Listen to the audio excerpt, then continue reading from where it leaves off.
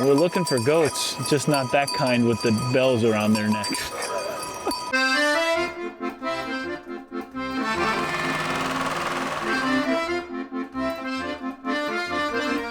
I've been lucky enough to travel all over the world to some pretty amazing places. But if I'm honest, only a few of them have truly captured my heart.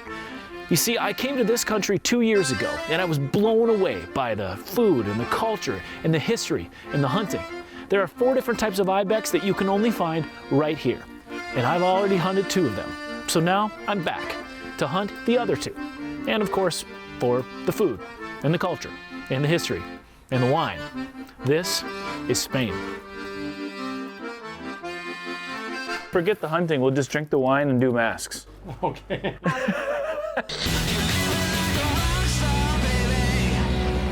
Well, Nick, how you doing back there? Have a seat, children. I have a story to tell you. But first, in order for me to tell you this story, I need to take you back 1 year earlier and show you why I fell in love with this country. I took in the Spanish beaches and the cities. Unlike any place I've ever seen, and I love it. And the food. I learned that I definitely did not like these. I'm gonna be honest with you, I don't like that at all. I learned the proper way to peel an orange. He wouldn't let me do this because he has a special way of doing it. I learned that there are a lot of castles and an overwhelming amount of history. I met my guide and outfitter who ended up becoming one of my best friends, Antonio Terrell, who owns and operates Iber Hunting. I hunted aoudad sheep for the first time. I went to Hollywood in Spain, and there, Antonio and I reverted back to little children and had a gunfight. I ate octopus for the first time. Takes a while to chew. I met jamon, Nick, I want to introduce you to the jamon. which I learned is a traditional food in Spain that is a pig aged in salt for 3 years, air dried at 3,000 meters above sea level. I hunted for the Ronda Ibex in the Andalusia province. And I hunted for the southeastern ibex in the Sierra Nevada mountains.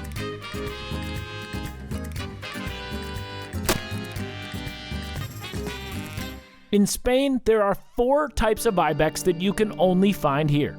And to harvest all 4 of them is called the Spanish Ibex Grand Slam. And on my return visit to Spain, I'm trying to accomplish just that.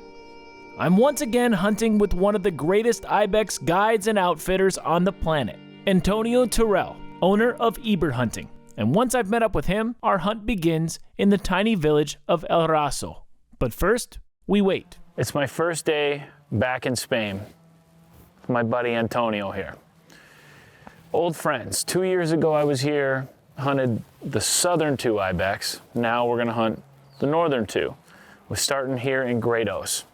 And here we wait for the rangers, because you can't go hunt a national park without a park ranger. Makes sense, right? Here they are. Here they come? Yes. I love it, in this little Suzuki. My cowboy ranger. Our first target is the Gredos Ibex, which lives only in the Sierra de Gredos mountain range in central Spain.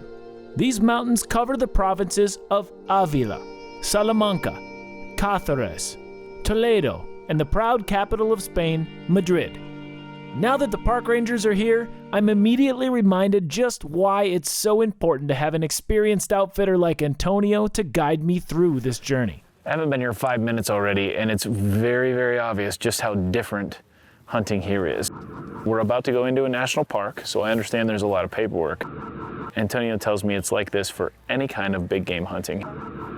It just makes you appreciate how really good we have it. You can go to the gas station, buy a tag over the counter, and just go hunt.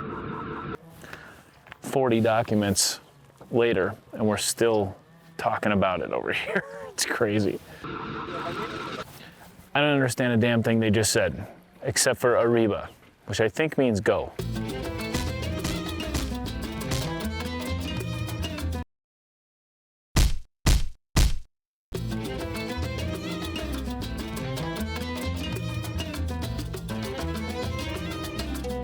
In El Rosa, Spain, we're about to head up the mountains with these two guys, who I just met. But before we do that, one of the guides named Javier has invited us to his house to show us something special.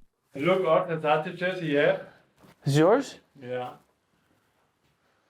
Unbelievable. Just like any country, Spain is full of all sorts of cultural uniqueness. And one thing you can bet on about Spain is that they are serious about their cured meats. And just one step into Javier's house will show you that by that measure, Javier is definitely a red-blooded Spaniard.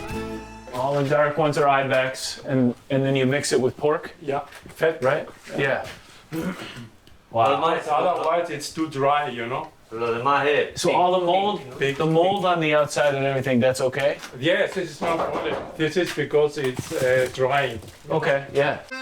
While it was definitely a little hard for me to get past the mold thing, I will admit that I was impressed that every single room in this guy's house had sausage hanging in it. So this is new. Now that is dedication. It also got me thinking, I wonder if I can get my wife to sign off on something like this. No, I'm gonna give up on that idea right now. Anyway, just when I thought Javier couldn't get any more cool, I found out that he also makes wine. You're my new best friend because you make the wine, you make the sausages, and you're a hunter. And then to seal the deal for the world's coolest Spaniard award, he also plays guitar. And you know that I had to get in on that action. You can tell him I'll play him a traditional country song from the U.S. Nelson? Huh? Nelson? Willie Nelson? Willie Nelson. Yeah, exactly. This is definitely the first time I've ever played country music under some sausages. Blue moon of Kentucky, keep on shining. Shine on the one that's gonna let me blue. Blue moon of Kentucky, keep on shining. Shine on the one that's gonna let me blue. It was on a moonlit night, the stars are shining bright. Whisper on high, blue moon said goodbye. I said, blue moon of Kentucky, keep on shining. Shine on the one that's gonna let me blue.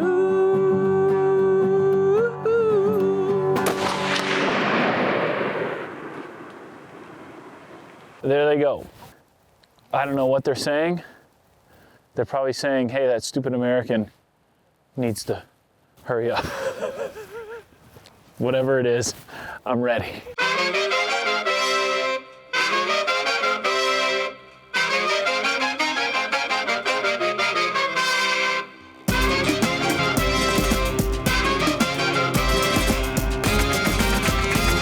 Finally, we're hunting. And after a few miles hike up the mountainside, we stopped to glass for the first time. Oh yeah, I see them. And we immediately spot a nice ram. So I see the horns of the one next to the bush. And then I hear an unusual sound that's getting louder and louder.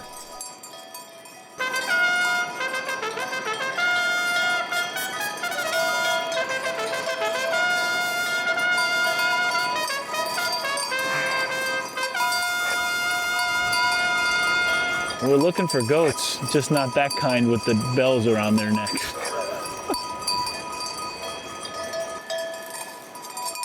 I guess I could go get some milk. First the sausage, now the goats. Spain, you've surprised me again. It's my second morning hunting Gredos Ibex in Spain. And as we drive close to the area we'll be hunting, my guide Antonio stops alongside the road to show me a piece of history that I will never forget. This is incredible. This is literally an old Roman road. Yes. It's thousands of years old. Thousands of years. Everyone knows that the Romans built one of the largest and most important civilizations in human history. You can't talk about the history of the world without talking about the conquests and the technological advancements of the Roman Empire. And the scope and size of that empire, to say the least, is impressive. It included nearly everything around the Mediterranean Sea and stretched from parts of Asia all the way to Britain. And to maintain a territory like that, you needed to be able to safely move things like food, civilians, military, and communications. And to do that, the Romans built an extensive permanent network of roads. The Romans invaded what is today called Spain around 218 BC. But the native people of the Iberian Peninsula didn't go quietly, and it took the Romans nearly 200 years to complete that conquest. As the Roman Empire expanded, so did its network of roads, and by the late ages of the empire, 113 provinces were interconnected by 372 roads totaling over 250,000 miles. 50,000 of those miles were paved just like the road that I'm standing on today. And they did that often with slave labor from prisoners of war, one stone at a time. And I'd say they did a damn good job, because many of those roads are still here today. Well, judging by the construction in Nashville, this is proof positive that they don't make them like they used to. Well, after learning all about the Roman roads, we get back on the good old blacktop. We drive for a few minutes, park the truck, and start hiking. And just an hour into our hike, things start to get interesting.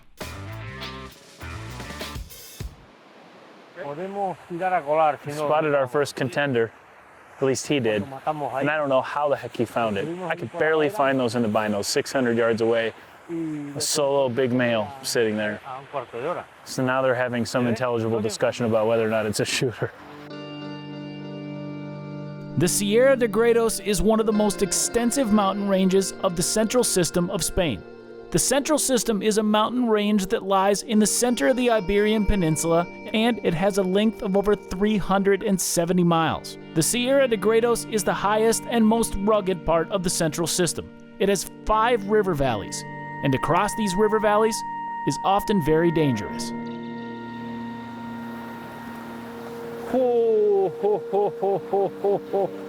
After Antonio barely made this jump, I decided to throw my gun and my pack ahead of me. Surely after that, I'd have no problem. I was wrong.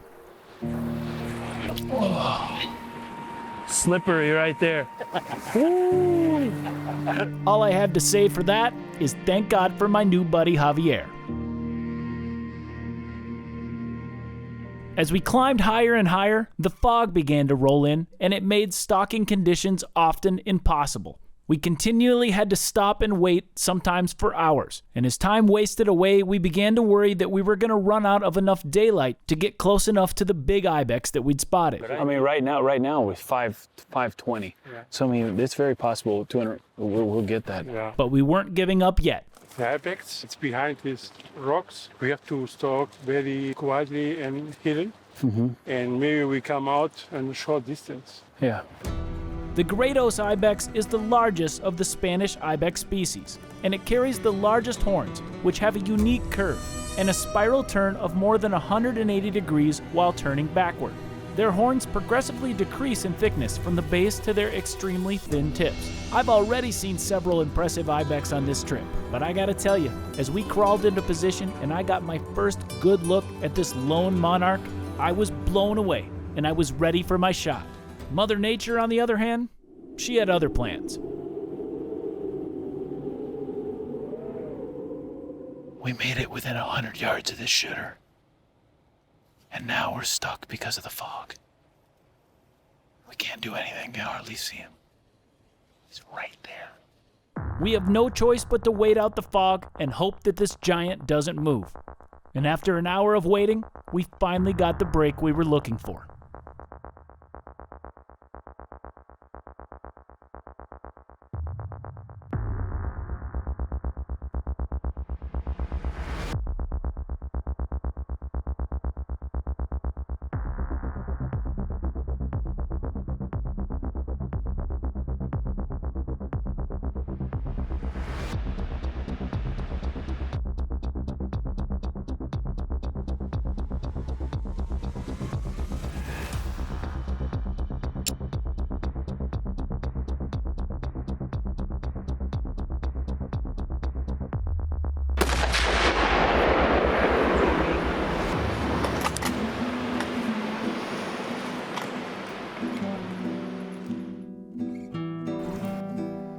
There's nothing like the feeling of flying all the way over the ocean, hiking up a mountain with good people, and then doing what you came to do.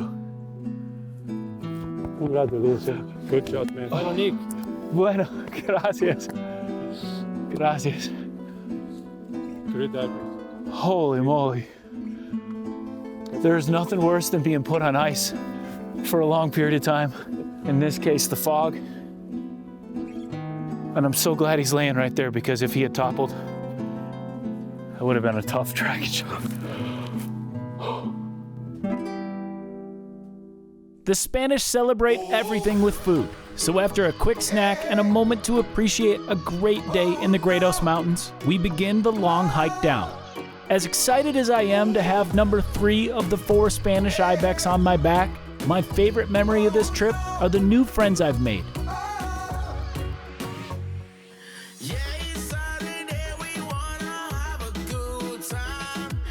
Separated slightly by language, but brought together by the timeless bonds of food, drink, and the thrill of the hunt.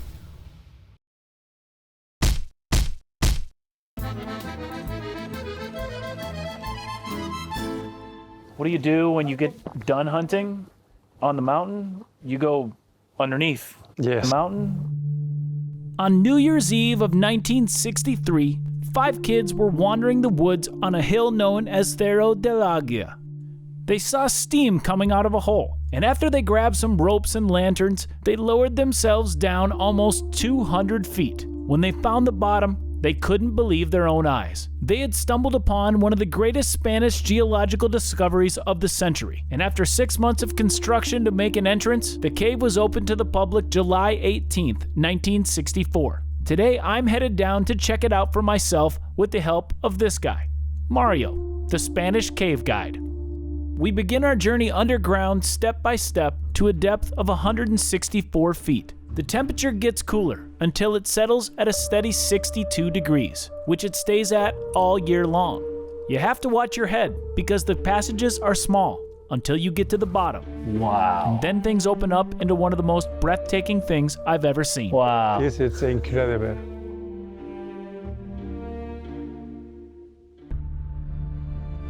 Whoa. That is unbelievable. Yeah.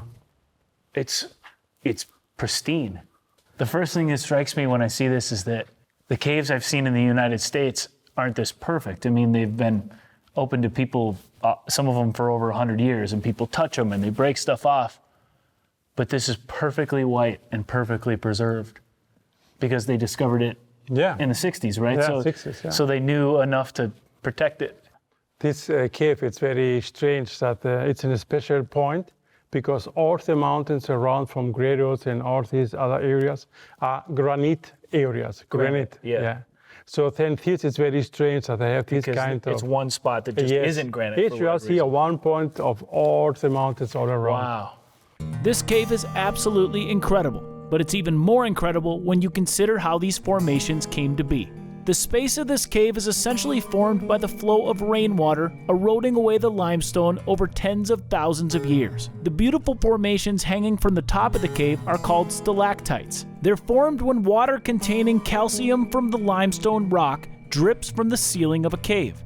As the water comes into contact with air, some of that calcium hardens, and over thousands of years, an elongated formation begins to take shape. The formations that grow up from the bottom are called stalagmites, and they're formed essentially with the same principle, only in reverse. Now here's where it gets crazy. Some of these formations are over 20 to 30 feet long or more. And now imagine that to create just 10 centimeters of that can take over 1,000 years. When you start doing that math, it takes this place from incredible to mind-blowing. I think honestly, this is one of the coolest things I've done on a hunting trip, and this is why I love this sport so much, because it's not just about going out and killing something. For me, a hunting trip is about stuff like this, because right above here is where we're hunting. But right here, all we had to do is scratch the surface a little bit, and we found something completely cool and unique to this area. And that is what hunting's all about. I swear, for me, that's what it is. Next week, my adventure with Antonio in Spain continues. I learn how to make olive oil. That's really good. I hunt for truffles. Yes, I said truffles. And no, I'm not talking about the chocolate. Pretty cool. And of course, I hunt for the Gredos Ibex in hopes of finishing my Spanish Ibex Grand Slam. Until then, hasta la vista.